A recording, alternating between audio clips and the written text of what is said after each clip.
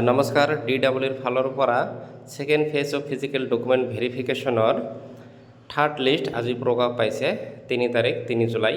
তো আপোনালোকে স্ক্ৰীনত দেখা পাইছে। তো এই থাৰ্ড লিষ্টৰ ভেৰিফিকেশ্যন হ'ব 5 জুলাইৰ পৰা 10 জুলাইলৈ আৰু ভেনু হ'ব ৰহিকা Assam agriculture university international guest house Khanapara Guwahati 781022।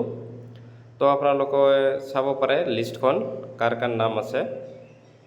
The third list of candidate for the second phase of physical document verification is appended below.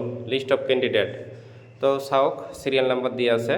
তার মানে সেকেন্ড লিস্টত আছিল 3572। তো থার্ড লিস্ট এই কারণে 3573 পৰা স্টার্ট হয়েছে। রেজিস্ট্রেশন নাম্বার দিয়া আছে, candidate name, father name, date, table number আর টাইম। তো আপোনালোকে চাই লওক কাৰ কাৰ নাম আহিছে, সেই হিচাপে কোন টেবুলত যাব লাগিব। কিন্তু এটা কথা হ'ল বহুত কেইজন ক্যান্ডিডেট আছে সিহঁতৰ নাম অহা নাই, সিহঁতৰ পাৰ্চেন্টও ভাল আছে, মাৰ্ক ভাল আছে, তথাপি নাম অহা নাই।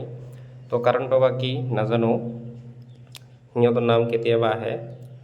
তো আৰু এই second phase of physical document ভেৰিফিকেশ্যনৰ থাৰ্ড লিষ্টত টোটাল 5080টা কেণ্ডিডেটৰ নাম আহিছে, আপোনালোকে চাব পাৰিছে।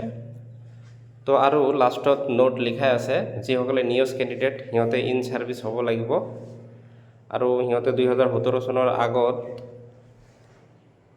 DLEDত এডমিশ্যন ল'ব লাগিব আৰু সিহঁতে ইন ছাৰ্ভিচ হ'ব লাগিব 2017 চনৰ 10 আগষ্টৰ আগত। আৰু সিহঁতৰ এটেণ্ডেঞ্চ শ্বীট লাগিব, ইউডাইছত নাম থাকিব লাগিব, কমিটিৰ এপইণ্টমেণ্ট লেটাৰ লাগিব, এপইণ্টমেণ্ট লেটাৰটো। আৰু যদি আপোনালোকে ফলছ কোনো ভুৱা ডকুমেণ্ট শ্ব' কৰে তেনেহ'লে আপোনালোকে কেঞ্চেল হ'ব আৰু ফিউচাৰ অসমৰ কোনো ৰিক্ৰুটমেণ্ট টেষ্টত বহিব নোৱাৰে।